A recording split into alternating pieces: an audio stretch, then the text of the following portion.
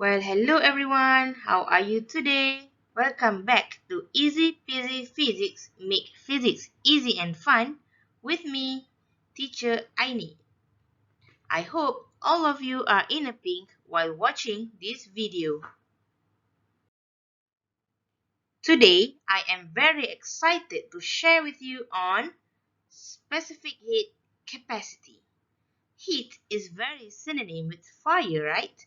Because fire is synonym with hot temperature.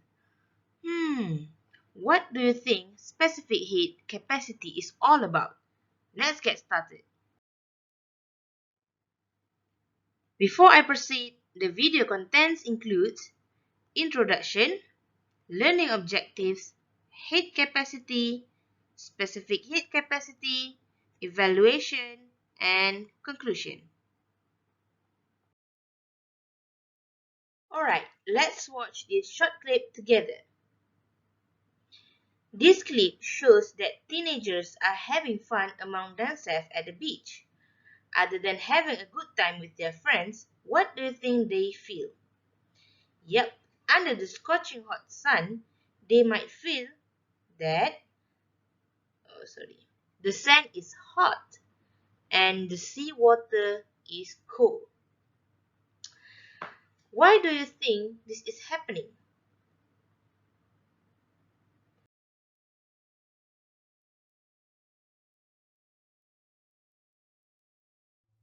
Have you ever wondered why this phenomena is happening? Alright, the sun is hot because the heat capacity is low, while the seawater is cold because the heat capacity is high. Before we going to discuss more on heat capacity, the learning outcome based on the DSKP KSSM are as follows. First, 4.2.1 explain heat capacity. Next, 4.2.2 define specific heat capacity of a material. C is equal to Q over M theta.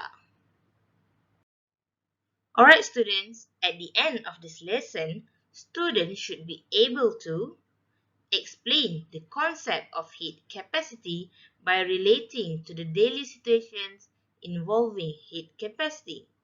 Next, students should be able to define specific heat capacity as the quantity of heat needed to raise the temperature of 1 kilogram mass of the substance by 1 degree Celsius. Next, students should be able to differentiate heat capacity and specific heat capacity. What is heat capacity?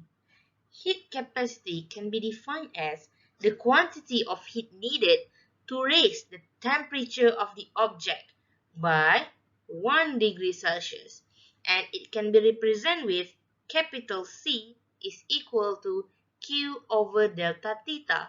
Q is the quantity of heat needed, while delta theta here is the change of temperature. So the unit is Q is energy, so Q is joule, J over degree Celsius, or it can be represented with JC negative 1. Alright, we are going to discuss about specific heat capacity. Before I proceed, the left block is the aluminium, while the right hand side block is made of plastic foam. At room temperature, aluminium feels cooler than plastic foam. So what do you think? Which block will make the ice melt faster? Let's watch this short clip together.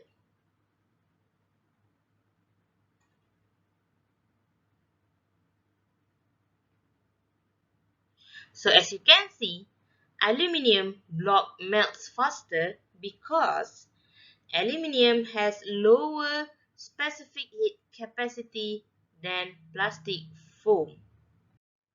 So what is specific heat capacity? So heat capacity can be defined as the quantity of heat needed to raise the temperature of 1 kilogram mass of the substance by 1 degree Celsius.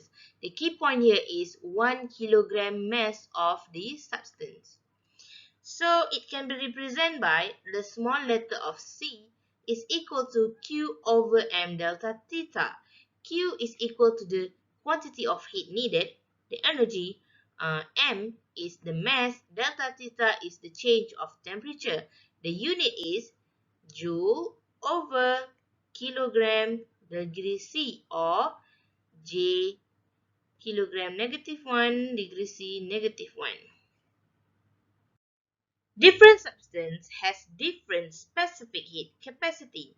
From this table, we can see that water has higher specific heat capacity compared to sand.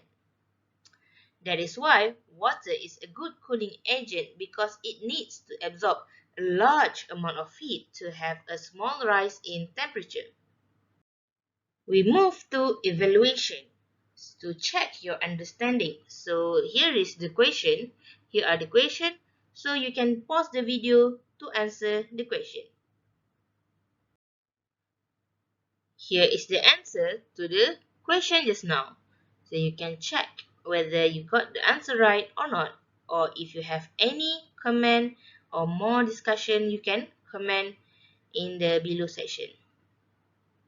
To conclude, let's check the objective whether it is achieved or not. So first, explain the concept of heat capacity by relating to the daily situations involving heat capacity. So first, we have discussed about the situation at the beach, and we also at the question, I also introduced you to the bowl and the dashboard.